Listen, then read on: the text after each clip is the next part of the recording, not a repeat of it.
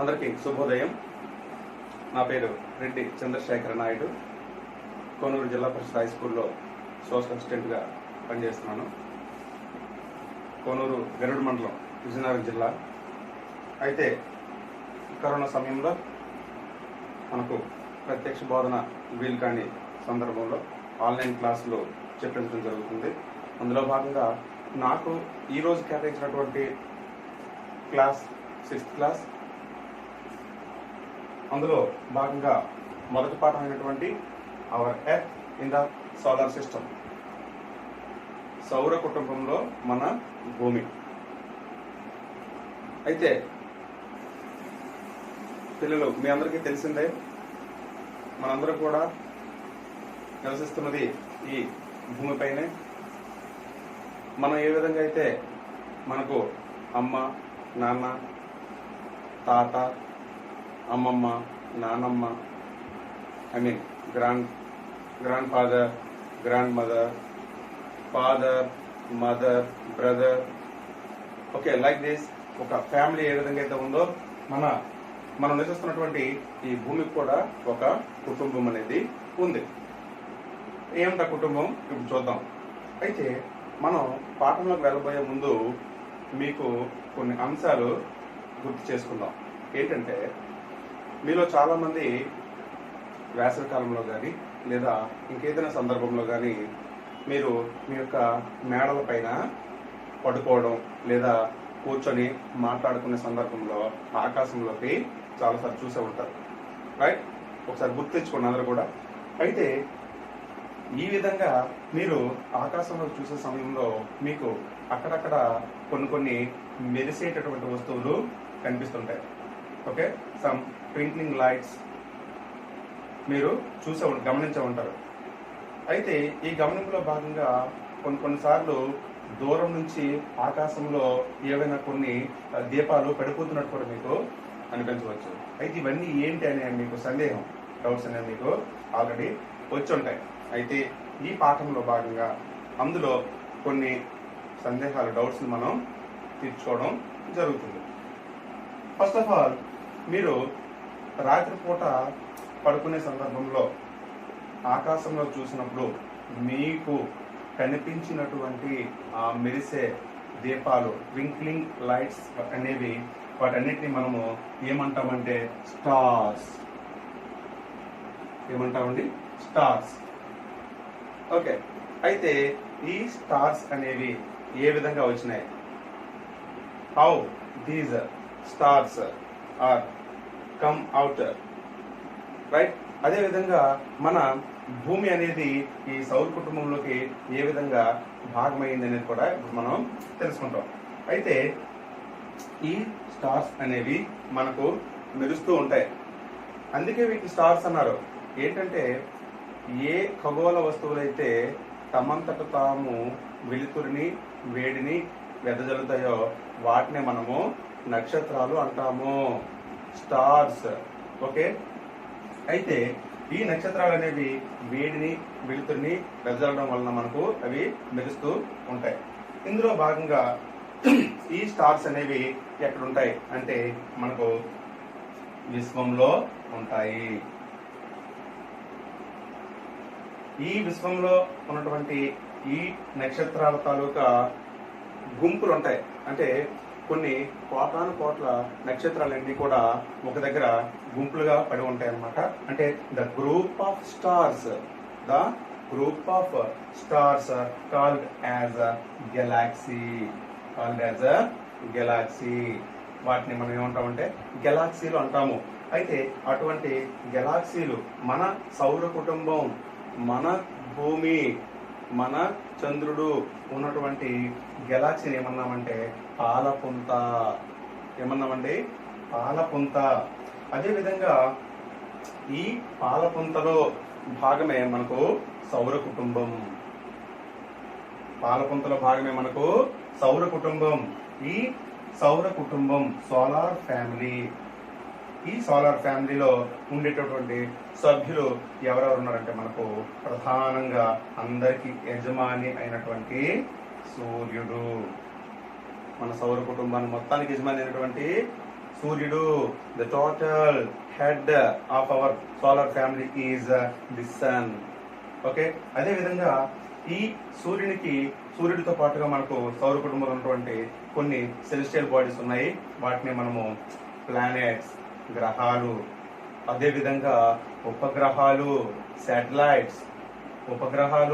ఇంకా శాటిలైట్స్, అదే విధంగా మనకు గ్రహ శకలాలు, ఆస్ట్రాయిడ్స్, గ్రహ శకలాలు ఇవి ఏంటంటే ఇంగ్లీష్ లో ఆస్ట్రాయిడ్స్ అంటారనమాట.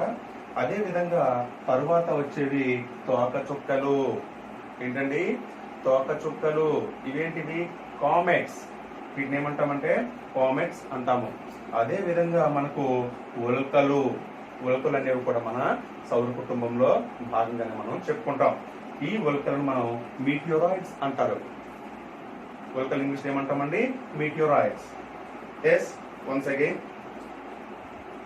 First of all we have learned about universe. మొత్తం మనం చూస్తున్నటువంటి, మనకు తెలియనటువంటి ఈ ఆకాశంలో తేలుతున్నటువంటి చాలా అంశాలు అన్ని కూడా మనకు ఈ విశ్వంలోన భాగమే. Okay, all these celestial bodies are the parts of the universe. అదే విధంగా ఈ యూనివర్స్ నుంచి మనం ఉన్నటువంటి నక్షత్రం ఏదైతే ఉందో సూర్యుడు, మన సూర్యుడు ఎక్కడ భాగం అంటే ఈ పాలపుంతలో భాగము. ఈ పాలపుంత అంటే ఏంటంటే నక్షత్రాల సమూహాన్ని గెలాక్సీ అంటాము. నక్షత్రాల సమూహాన్ని ఏమంటామంటే గెలాక్సీ అంటాము. ఈ మన సౌర కుటుంబం లేదా మన సౌర కుటుంబానికి యజమాని అయినటువంటి సూర్యుడు ఉన్నటువంటి గెలాక్సీ ఏమంటామంటే పాలపుంత. ఏమంటామండి? పాలపుంత. అయితే ఈ పాలపుంతలో భాగమైనటువంటి సౌర కుటుంబంలో మనకు సభ్యులు ఎవరెవరు ఉన్నారని చెప్పుకున్నాం. సూర్యుడు, ది సన్, గ్రహాలు, ప్లానెట్స్. దీనికి ఉదాహరణగా మనం భూమి చెప్పుకోవచ్చు. దీనికి ఏంటండి? భూమి. అదేవిధంగా ఉపగ్రహాలు, వీటిని ఏమంటామంటే శాటిలైట్స్ అంటాము. సుమారు మనకు మన సౌర కుటుంబంలో 162 శాటిలైట్స్ ఉన్నాయి. సహజమైనటువంటి శాటిలైట్స్ ఏంటంటే 162 అనేవి ఉన్నాయన్నమాట. సహజమైనవి ఎందుకు అనుకున్నామంటే సూర్య కుటుంబం ఏర్పడినప్పుడు మన భూమి, అదేవిధంగా ఈ గ్రహ శకలాలు, తోక చుక్కలు, ఉల్కలు వీటితో పాటుగా ఏర్పడినటువంటి ఖగోళ వస్తువులే మనకు ఉపగ్రహాలు. అందుకే వాటిని సహజ ఉపగ్రహాలని మనం అనుకోవచ్చు. సహజ ఎందుకన్నామంటే ఈ మధ్య కాలంలో శాస్త్రవేత్తలు, వివిధ దేశాల నుంచి శాస్త్రవేత్తలు కూడా మనకు కృత్రిమ ఉపగ్రహాలని అంటే మన అవసరాల నిమిత్తం ఆకాశంలోకి, విశ్వంలోకి పంపించడం అనేది జరుగుతుంది. అయితే సుమారు 162 ఉపగ్రహాలు అనేవి ఉన్నాయి. వీటిని శాటిలైట్స్ అనుకుంటాము. అదేవిధంగా గ్రహ శకలాలు, ఈ గ్రహ శకలాలు మనం ఆస్ట్రాయిడ్స్ అనుకోవచ్చు. తర్వాత తోక చుక్కలు, వాటిని కామెట్స్ అంటాం ఇంగ్లీష్ లో. ఇవి నెక్స్ట్ ఉల్కలు, వీటిని ఏమంటామంటే మిటియోరాయిడ్స్. ఇవన్నీ కూడా మనకు సెలెస్టియల్ బాడీస్ అని మనం చెప్పుకోవచ్చు. అయితే మీరు పూర్తిగా ఈ పాఠంలోకి వెళ్లే ముందు ఈ విశ్వం మీరు అనుకోవచ్చు, మనం ఎలా పుట్టాం మనం తెలుసుకుంటాం. అమ్మ, నాన్న ఇవన్నీ కూడా మన కుటుంబం, తాత ఇవన్నీ తెలుసు. అయితే వీటన్నిటికీ కూడా మూలము విశ్వం. ఈ విశ్వం ఏ విధంగా ఏర్పడింది అని మనం చెప్పుకుంటే ఈ విశ్వం అనేది మనకు అంటే ఈ విశ్వం ఏ విధంగా ఏర్పడింది అని చెప్పడానికి రకరకాల సిద్ధాంతాలు ఉన్నాయి. వాటన్నిటిలో కూడా ఎక్కువ మంది ఆమోదించినటువంటి అంటే so many people accepted one theory that is called Big Bang. ఏంటండి? Big Bang. ఈ బిగ్ బ్యాంగ్ థియరీ అనేది మనకు ఏం చెప్తుందంటే సుమారు ప్రస్తుతం ఉన్న అంచనాల ప్రకారము, ప్రస్తుతం ఎందుకు అంటున్నానంటే ఈ భూమి మీద ఏది కూడా స్థిరమైనటువంటి సత్యం అనేది ముఖ్యంగా వీటి విషయంలో మనకు ఉండదు, విశ్వం విషయంలో. ఎందుకంటే ఇది నిరంతరము కూడా మనకు పెరుగుతూ ఉంటది. అంటే daily changes in the universe. అయితే ఈ బిగ్ బ్యాంగ్ థియరీ ప్రకారం ఏంటంటే సుమారు మనకు 1370 కోట్ల సంవత్సరాల క్రితం, ఎప్పుడండి 1370 కోట్ల సంవత్సరాల క్రితం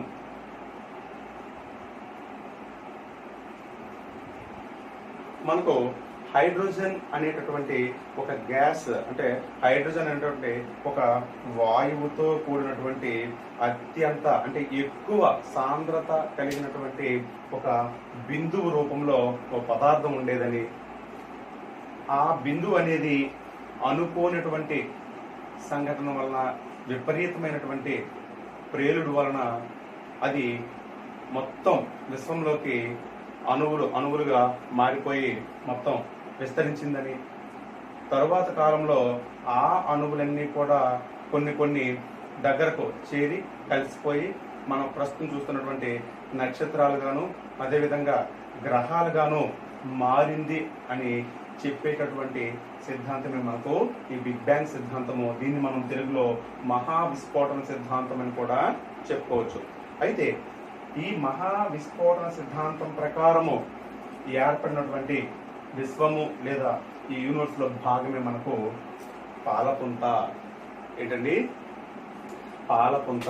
అయితే ఈ పాలపుంతలో కోటాను నక్షత్రాలు ఉన్నాయి. అయితే మనకు కనిపించేటటువంటి నక్షత్రము ఏది అంటే సూర్యుడు. ప్రత్యక్షంగా మనకు వేడిని, వెలుతురును ఇస్తున్నటువంటి నక్షత్రం ఏది అంటే సూర్యుడు. మనం ముందుగానే చెప్పుకున్నాం ఏంటి, నక్షత్రము అనేది స్వయం ప్రకాశకం కలిగినటువంటి దాన్ని మనం నక్షత్రము అంటాము. అటువంటి నక్షత్రం మనకు సూర్యుడు. అయితే ఈ సూర్యుడు సమస్త సౌర కుటుంబానికి కూడా యజమాని. Okay, the main head of the solar family is the sun. సూర్యుడు ఏ విధంగా మనకు ఇస్తారంటే వేడి వెలుతురుని, సూర్యుడు ఆ విధంగా ప్రకాశం కలగడానికి కారణమైనటువంటి శక్తిని మనం న్యూక్లియర్ ఫ్యూజన్, కేంద్రక సంలీనము అనేటటువంటి ప్రక్రియ ద్వారా సూర్యుడు నిరంతరము మండుతున్నటువంటి వాయువులని సృష్టించుకొని మనకు వేడిని వెలుతురుని ఇవ్వడం అనేది జరుగుతుంది. అయితే ఈ సూర్యుని కూడా మనకు పొరలుగా విభజించడం జరుగుతుంది. అందులో భాగంగా మనకు అంటే మన సౌర కుటుంబానికి ముఖ్యంగా భూమి మీద మనకు కనిపిస్తున్న పైపొరని మనము దాన్ని ఉపరితలము అని చెప్పుకోవచ్చు. ఆ ఉపరితలంలో మనకు ఎంత సుమారు 6000 డిగ్రీల సెల్సియస్ ఉష్ణోగ్రత అనేది ఉంటుంది. ఎన్ని డిగ్రీలు?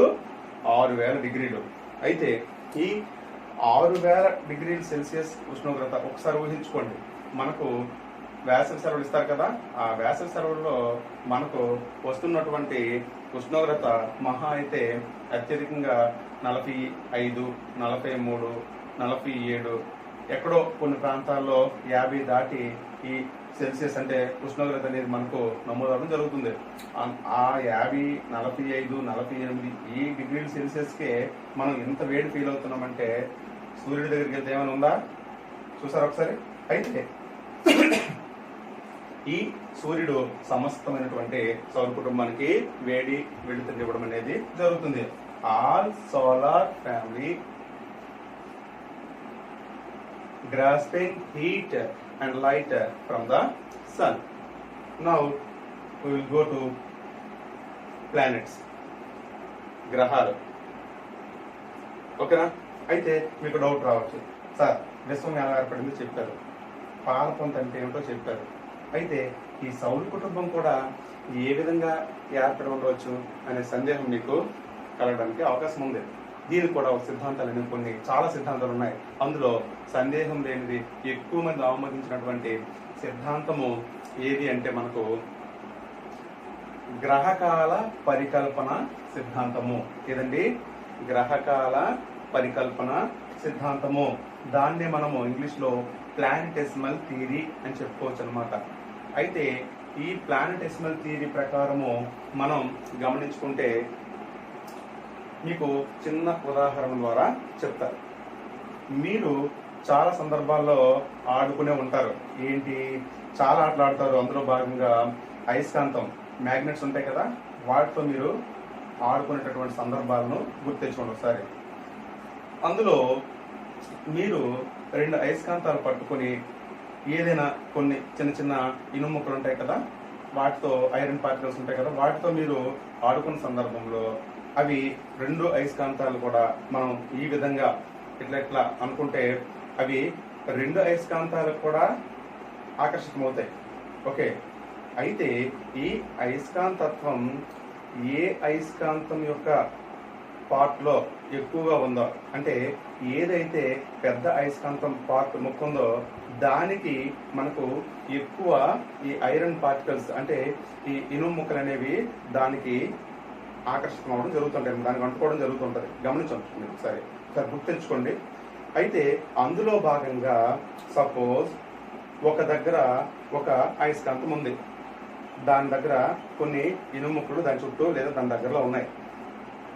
మనం కొంచెం దూరం నుంచి మరొక అయస్కాంతాన్ని మెల్లగా లేదా మెల్లగా తీసుకొచ్చామనుకోండి, లేదా వేగంగానైనా తీసుకొచ్చామనుకోండి, అప్పుడు మొదట ఉన్న అయస్కాంతం దగ్గర లేదా దాని చుట్టుప్రక్కల ఉన్నటువంటి లేదా దానికి అంటుకునైనా సరే ఉన్నటువంటి ఇనుము ముక్కలు అనేవి మనకు తర్వాత తీసుకొచ్చేటటువంటి పెద్ద అయస్కాంతం అవ్వచ్చు లేదా వేరే అయస్కాంతం అవ్వచ్చు, దానికి ఆకర్షితం అవడం అనేది జరుగుతుంది. అందులో భాగంగా కొన్ని ఏం చేస్తాయంటే ఈ అయస్కాంతం, ఈ రెండో అయస్కాంతం వస్తున్న దూరం నుంచి దాని వైపు వెళ్ళిపోతాయి అన్నమాట. ఆ వెళ్ళిపోతున్నప్పుడు కొన్ని దానికి అంటుకొని ఉండిపోతాయి, మొదటి దగ్గర కొన్ని ఉండిపోతాయి, కొన్ని మధ్యలోన అటు వెళ్ళక ఇటు వెళ్ళక అక్కడ ఆగిపోవడం జరుగుతుంది. దానికి ఏ అయస్కాంతం దగ్గరలో ఉందో ఆ అయస్కాంతం దగ్గరలోనే కొంచెం దూరంలో ఉండిపోవడం జరుగుతుంది. అయితే ఇప్పుడు మనం చెప్పుకున్న ఉదాహరణలో ఈ అయస్కాంతం గాని ఈ ఇనుము ముక్కలు గాని ఇవి మనకు స్థిరమైన పదార్థాలు, అవి స్వయం చాలితం కాదు. అంటే వాటంతట అవి మనం ఎవరైనా మనుషులం లేదా ఇంకేదైనా యంత్రాలు వాటిని కలిపితే గాని కదలనటువంటి వస్తువులు. కాబట్టి అవి ఎక్కడున్నా అక్కడే ఉంటాయి. ఎవరైనా వాటిని కలిపితే వాటి గమనంలో లేదా కదలికల్లో మార్పు అనేది వస్తుంది. ఇక్కడ ఇవి అలా కాదు. దీనికి మీకు చెప్పిన ఉదాహరణ ఇప్పుడు అంశంలోకి వద్దాం. ఒకానొక సందర్భంలో ఒక నక్షత్రానికి దూరం నుంచి వేరొక నక్షత్రము ప్రయాణించుకుంటూ ఇలా రావడం వలన ఇందులో నుంచి అంటే ఇక్కడ ఉన్నటువంటి నక్షత్రంలో నుంచి కొన్ని పార్టికల్స్ విడిపోయి ఇలాగా ఈ నక్షత్రానికి వచ్చేస్తాయి అన్నమాట.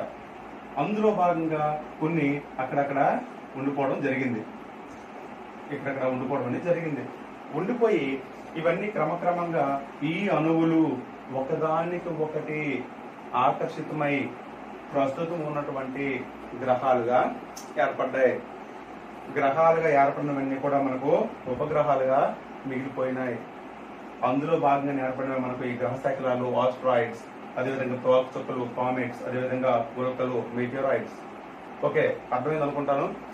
ఇప్పుడు ఒక దగ్గర ఉన్నటువంటి నక్షత్రానికి వేరొక ప్రాంతం నుంచి వేరొక నక్షత్రం రావడం వలన ఈ మొదటి నక్షత్రంలో నుంచి కొన్ని పార్టికల్స్ అనేవి దీని యొక్క ఆకర్షణ శక్తికి విడిపోయి వచ్చి కొన్ని కలిసిపోయినాయి, కొన్నేమో ఇటు చెందక అంటే మొదట ఉన్నటువంటి ఈ సూర్యుడికి ఈ నక్షత్రానికి చెందక, అదేవిధంగా దూరం ఉన్నటువంటి ఈ నక్షత్రానికి చెందక మధ్యలో ఉండిపోవడం అనేది జరుగుతుంది. ఇది మొదట్లో చిన్న చిన్న అణువులతో మనకు వాయు పదార్థాలు అదేవిధంగా ద్రవ పదార్థాలతో కూడుకొని ఉండి తరువాత కాలంలో కొన్ని కోట్ల సంవత్సరాల కాలక్రమంలో భాగంగా అవి ప్రస్తుతం ఉన్నటువంటి రూపాలకు రావడం జరిగింది. ఆ విధంగా ఏర్పడినటువంటి ఈ పార్టికల్సే ఈ నక్షత్రం చుట్టూ తిరుగుతూ క్రమక్రమంగా ఇదే మనకు సోలార్ ఫ్యామిలీగా ఏర్పడింది అనమాట. అంటే ఇక్కడ మీరు అర్థం చేసుకోవచ్చు ఏంటి, దూరం చూసినటువంటి ఈ నక్షత్రము ప్రస్తుతం ఉన్నటువంటి ఈ నక్షత్రానికి దగ్గరగా రావడం వలన దీని యొక్క ఆకర్షణ శక్తికి ఈ నక్షత్రంలో నుంచి కొన్ని అణువులు, కొన్ని పదార్థాలు ఇవన్నీ కూడా బయటకు రావడం, అవి ఈ మధ్యలో ఉండిపోయి దీని యొక్క సూర్యుని యొక్క ఆకర్షణ శక్తికి చుట్టూ తిరగడము మనం గమనించవచ్చు. ఇక్కడ అందువల్లనే మనం ఏమన్నాం, అంటే ఈ ప్రస్తుతం ఉన్నటువంటి మనం చెప్పుకుంటున్నటువంటి ఈ ప్లానెట్స్ కానీ శాటిలైట్స్ కానీ అదేవిధంగా ఆస్ట్రాయిడ్స్ కానీ ఇవన్నీ కూడా వేడిని వెళ్తున్న ఎక్కడి నుంచి పొందుతున్నాయంటే ఈ నక్షత్రం నుంచే పొందుతున్నాయి. ఈ నక్షత్రాన్ని మనం ఏమనుకోవచ్చు, సూర్యుడు, ది సన్. అందువల్లనే ఈ గ్రహాలన్నీ కూడా ఎక్కడి నుంచి ఏర్పడాయి, ఉపగ్రహాలు ఎక్కడి నుంచి ఏర్పడాయి అంటే సూర్యుడి నుంచి ఏర్పడ్డాయి అని మనము చెప్పుకోవచ్చు. దీన్నే మనము ప్లానెటెసిమల్ థియరీ, నక్షత్రాల పరికల్పన సిద్ధాంతము అని చెప్పేసి మనం చెప్పుకోవచ్చు.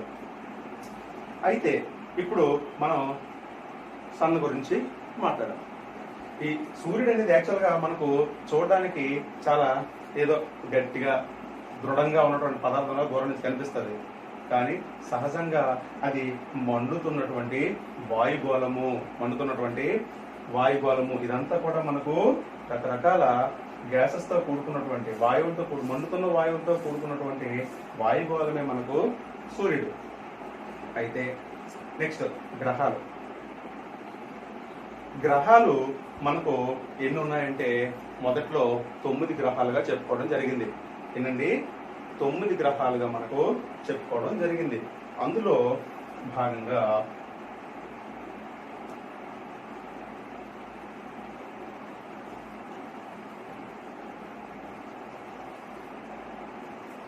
ఈ 9 గ్రహాల్లో చూడండి,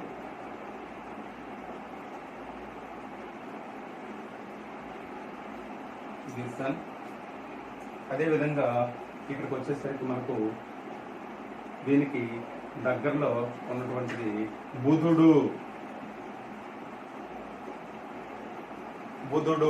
దీనిని మనం మెర్క్యూరీ అని చెప్పుకోవచ్చు. నెక్స్ట్ శుక్రుడు, దీన్ని మనం వీనస్ అనుకోవచ్చు. అదేవిధంగా మనం నివసిస్తున్నటువంటి మన భూమి ఎన్నవదండి, 3వ గ్రహం. దీనిని తెలుసు మీకు, ది ఎర్త్. నెక్స్ట్ కుజుడు ఆర్ అంగారకుడు. ఇతన్ని మనం ది మార్స్ అని చెప్పుకోవడం జరుగుతుంది. నెక్స్ట్ పెద్దన్న బృహస్పతి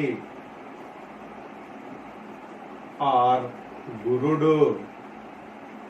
దీన్ని మనం ది జూపిటర్ ఏమంటామండి, ఇంగ్లీష్ లో జూపిటర్ అని మనము చెప్పుకోవచ్చు.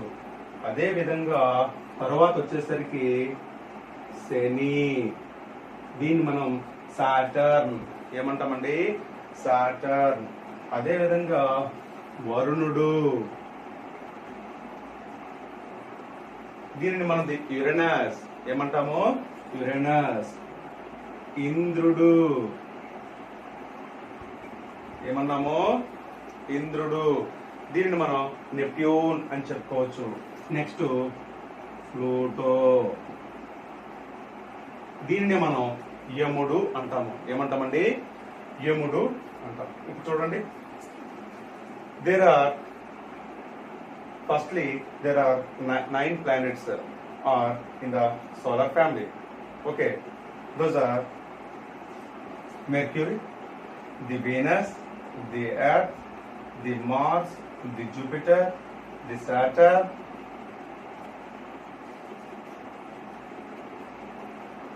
అదే విధంగా the Saturn, అదే విధంగా Uranus, Neptune and the Pluto, Yamudu. All these are the members of our solar family. అందులో మీరు వరుస క్రమం గుర్తుండాలి. ఎందుకంటే మనకు తర్వాత ఎగ్జామ్స్ లో కానీ భవిష్యత్తులో కానీ వీటి వరుస క్రమం చాలా అవసరం. ఉదాహరణకు సోలార్ ఫ్యామిలీలో సూర్యుడి నుంచి అన్నిటికీ దూరంగా ఉన్న గ్రహం మీద అడగొచ్చు. Okay, which is the longest planet in the solar system from the sun అని అడగొచ్చు. అదే విధంగా which is the third planet in our solar system అని అడగొచ్చు. కాబట్టి ఈ వరుసక్రమం అనేది మనకు గుర్తుండాలి. ఇందులో భాగంగా సూర్యుడికి దగ్గరగా ఉన్న గ్రహం ఏదంటే బుధుడు. దగ్గరగా ఉన్న గ్రహం ఏదండి, బుధుడు. అదే విధంగా సూర్యుని తరువాత దగ్గరగా ఉన్న గ్రహం బుధుడి తరువాత సూర్యుడికి దగ్గరగా ఉన్న గ్రహం ఏదంటే శుక్రుడు. మనము ఈ శుక్రుడిని ఉదయతార, సంధ్యతార, ఉభయ సంధ్యల తార అంటారనమాట.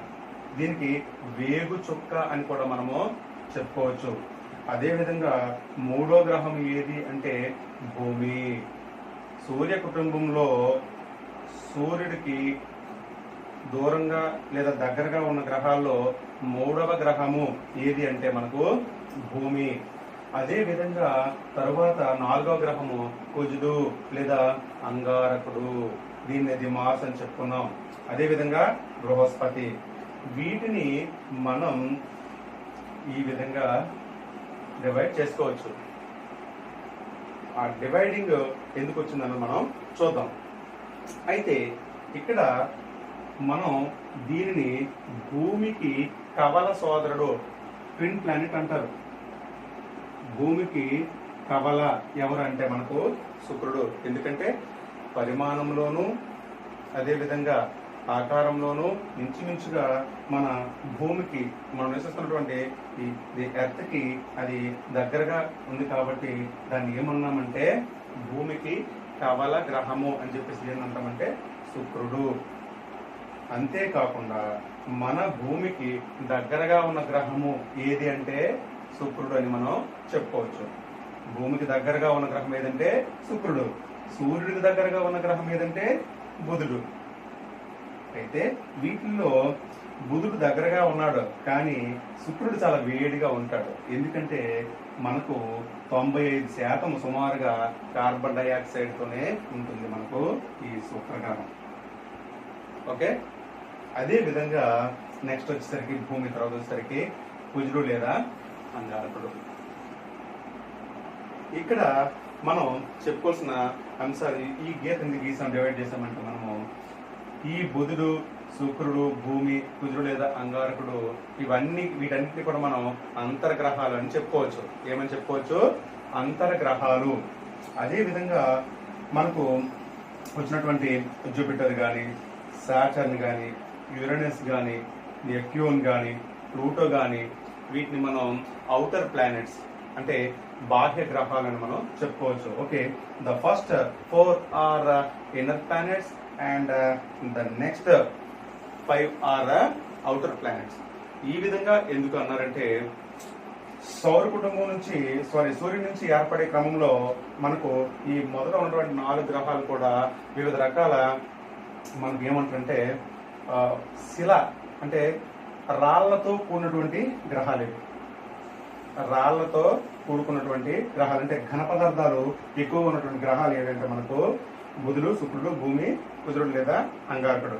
అదేవిధంగా ఘన పదార్థాలు కాకుండా వాయు పదార్థాలు, ద్రవ పదార్థాలు అంటే గ్యాసెస్ అండ్ లిక్విడ్స్ దీంట్లో ఉంటాయి. అందుకే వీటిని బాహ్య గ్రహాలుగా ఖగోళ శాస్త్రవేత్తలు విభజించడం జరిగింది. ఇప్పుడు ప్రస్తుతం అయితే మాత్రం అంటే సూర్య కుటుంబం ఏర్పడినప్పుడు మనం మొదట చదువుకున్న అంశాల ప్రకారం అయితే మాత్రము ఎన్నున్నాయి, మనకు 9 గ్రహాలు ఉంటాయి సూర్య కుటుంబంలో. కానీ వాటిని నవగ్రహాలను మనం చెప్పుకునేవాళ్ళం. కానీ ప్రస్తుతానికి అష్టగ్రహాలు మాత్రమే ఉన్నాయి, అంటే 8 గ్రహాలు మాత్రమే ఉన్నాయి. చివరిలో ఈ ప్లూటోని గ్రహాల జాబితా నుంచి తొలగించడం జరిగిందనమాట. Okay, recently the Pluto was removed from the solar system. Okay, right. ఇప్పుడు మనం ఈ ప్లూటో ఎందుకు గ్రహాల జాబితా నుంచి తొలగించారో మనం తర్వాత పాఠంలో భాగంగా నేర్చుకోవడం జరుగుతుంది. ఓకేనా? Thank you children.